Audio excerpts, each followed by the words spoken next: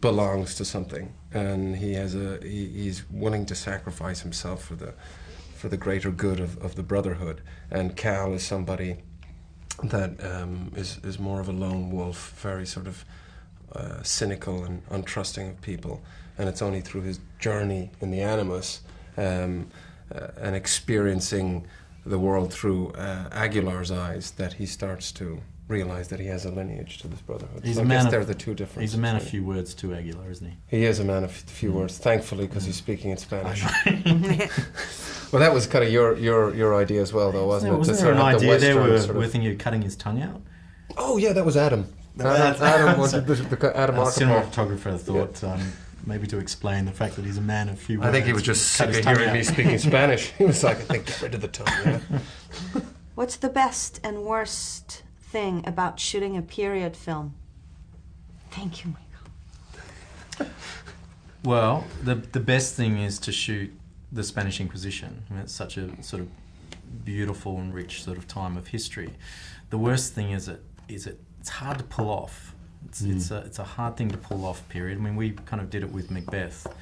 You kind of look at the money and the resources and you think there is no way we're going to get there. And I think that's always the hardest thing, is how you make it feel real rather than campy and heightened and kind of generic.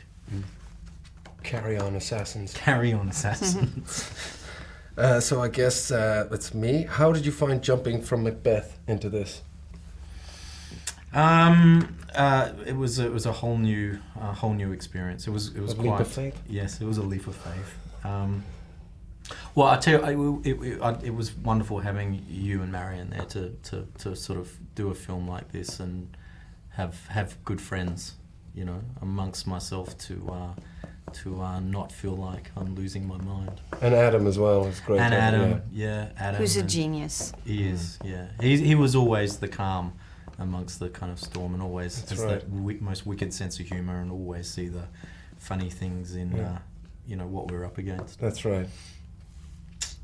So it's you now. Me, okay. Michael, what was the most uncomfortable part of the assassin's costume? Gotta say, they did a great job with the costume.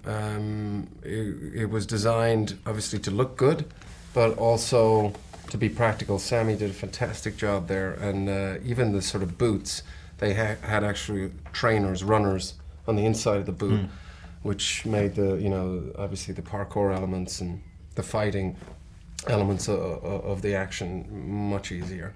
So I've got to say they did a great job. It was hot though.